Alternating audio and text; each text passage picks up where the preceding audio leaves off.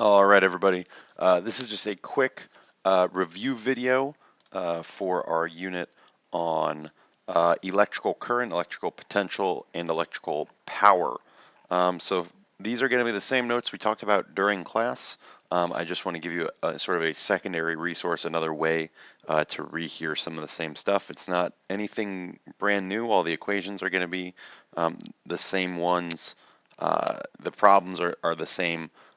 But it's just another opportunity for you to hear the same stuff. So first thing I've got here is just a little chart sort of laying out all the verbiage that you can see with the symbols that show up in the equations and with the units. All of those together will hopefully help you get ready for the test whenever you are taking it. First up, we have potential difference, which is the exact same thing as voltage. We don't really have to differentiate between those two things. And we can also see it as electrical potential instead of an actual potential difference. Let me write that in there as well.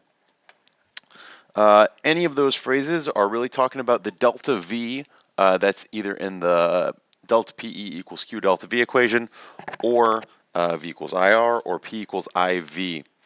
Just one thing to note, if it asks you for a particular electric potential, either final or initial, you can break that delta V into V final minus V initial. Make sure it's final minus initial, and our units are volts. Next up, we've got charge. Can be either positive, or I'm sorry, not positive, capital Q or lowercase q. Either way means the exact same thing. And either coulombs or electrons are sort of units of charge, or indicate that you should be looking for charge. If you're going to use charge in an equation, it has to be in coulombs, right? It's got to be in that unit of coulombs. But there is a way to convert from electrons into coulombs. We'll talk about that in a sample problem here coming up in a minute.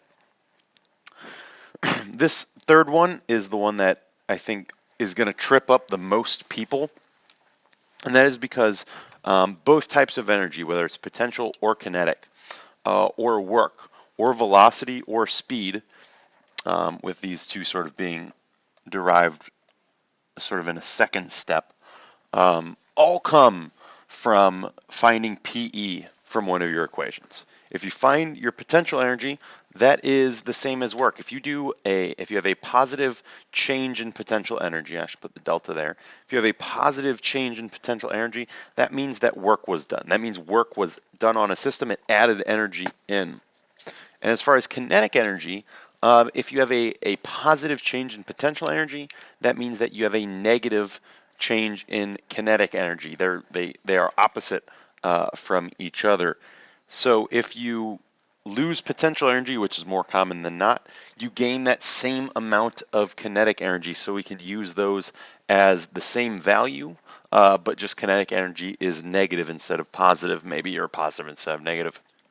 Once we get that kinetic energy, we can then say 1/2 mv squared, and we can get either our velocity or our speed. If a question asks sort of that how fast question, even though potential energy has very little to do with speed sort of right out of the gate, you can get there from potential energy. So that is your key to any of those speed problems. Again, we'll have a sample there. And all of those, with the exception of velocity and speed being measured in meters per second, energy, work, kinetic energy, potential energy, they are all in joules. Current is pretty straightforward, except for the fact that it is represented by the letter I, capital I. It has a unit of amperes, capital A, or amps. Just make sure that you know that current, that A goes in for the I that are in the equations, V equals IR, P equals IV, or I equals Q over T. When we talk about time, the biggest thing is that it's got to be in seconds. If you're going to use one of those equations, you have to plug your time in as a number of seconds, not minutes or hours. Remember, this is a multiple choice test. It is not based on the work that you do. It is based on which answer you pick. So if you don't pick, don't convert in minutes, even though that is a minor mistake, it's all or nothing. There's no partial credit on this test with the exception of just 3 questions. So make sure you're converting there. We're going to see how to do that when we get to some of the practice problems. Resistance is in ohms. It has a unit of the ohm, which is often represented as the omega symbol. And power is capital P, a unit of watts. It's 1 joule per second. Just be careful. Make sure that your P for power does not end up being potential energy. A couple things about the way that charges move. Charges always try to move, if they're going to move by themselves, they always move to a lower potential energy. If you're going to have a negative change in potential energy, that means that your object is going to move on its own. You don't have to do any work to move it. You don't have to add any extra force. If that delta PE is positive, if you're going to move it like you're talking about, you got to add energy in. You got to give it some extra energy. You got to do work.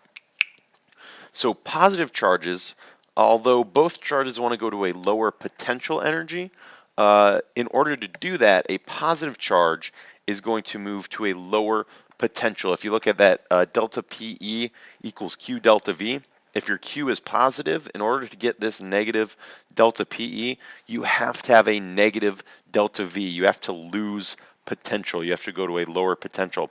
So that is why our positive charges, we say, move from the positive terminal to the negative terminal. They lose that electric potential. They go from an area of high potential at the positive terminal to the negative terminal where they have lower potential.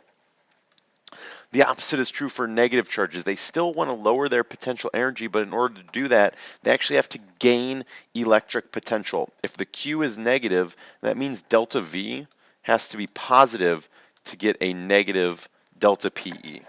In order for that to happen, you have to move to a higher potential to get a positive change in potential. So that is why we go from the negative terminal to the positive terminal naturally. That's how we naturally get a current to flow without having to add in any extra energy to make that happen. We talked about the 2 different types of currents. The first is sort of the real or electron current. We say that negative charges move out of the negative terminal, go around the circuit and into the positive terminal, and vice versa for conventional current. We have a positive charge that moves out of the positive terminal and then back around into the negative. What's really happening is the electron current, but the conventional current's a lot more convenient to talk about. It sort of makes more sense to think of stuff going from positive to negative. We don't tend to think of negative stuff going the opposite way. So we use conventional, but real electron current is what really happens. Current versus drift speed. When you turn a light bulb on, that means that there is a current flowing through. That current moves very quickly because it is sort of the sum of all electron movement. There are already electrons inside of the light bulb that you're trying to turn on. You don't have to get an electron from the light switch to get to the light bulb to get it to turn on. Because that would take a very long time, because drift speed, the speed at which an electron moves, is extremely slow. If we take a look here at this little diagram, if I turn on this, let me see if I can mark some of this stuff. I'll show the signal arrow, sort of how quick that current moves, and I'll also paint an electron that'll show how quick a single electron would move. I'll also show inside the switch. So the current moves very fast. It gets to that light relatively quickly. You can see it lit up, but that first electron is still nowhere near there. We've gone around the entire circuit almost, we're going on twice before that electron actually makes it to the light. We move our current, we think of it moving much faster than any particular electron because we just have to get successive bumps to happen to move that current along. Last sort of conceptual, and then we'll get into some of the math. We talked about changing current and resistance. There were 4 ways that we could change our current, and I'm just saying here that we're going to raise that resistance. I'm sorry, I should have said resistance. 4 ways we can raise our resistance.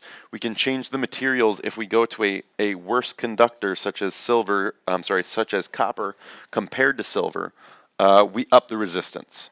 If we make a wire more narrow, there's less room for that current to flow, resulting in more resistance to that flow. A longer wire is also more resistant. There's more chances to sort of bounce back your current. And the last way is to heat your wire. That raises your resistance. In order to get your current to go up, you just do the opposite. If you raise your resistance, your current drops. So if you want to raise your current, make your resistance drop. Do the opposites of all these things. Go to silver, make your wire wider, make it shorter, and cool it down. Oh, last slide here. Potential difference and a conductor connecting the two areas of differing potential are the only two qualities that are required to make a circuit. If you connect a battery's positive terminal to its negative terminal, you get electron flow, you get a current. That is the definition of a circuit. It's a very boring circuit, but it is a circuit nonetheless. So now we're getting into sort of the realm of the problems. I'm going to work through these. I know we've seen them already, but I'm going to work through them again so you can kind of see. Again, some of these are the more difficult sample problems that we have. Like I mentioned in class, I would say about 90%, maybe 85 would be a better number. 85% of the questions on the test are going to be problems based, not much concepts at all. I think there's maybe 4 or 5 conceptual questions. The rest of the 33 are all calculating problems. But again, those calculating problems are about 15. Those calculating problems are multiple choice. You got to get them right all the way. So I'm going to kind of walk through each individual step with these and take them a little bit slower. About 50% of the problems will just be plugging into one of the equations and doing the algebra right. The other 50% of the plug-in problems are ones that involve either little tricks, couple little things here and there that we want to sort of shore up, multiple equations, or other ways that make them not just plug in and solve. So let me go ahead and get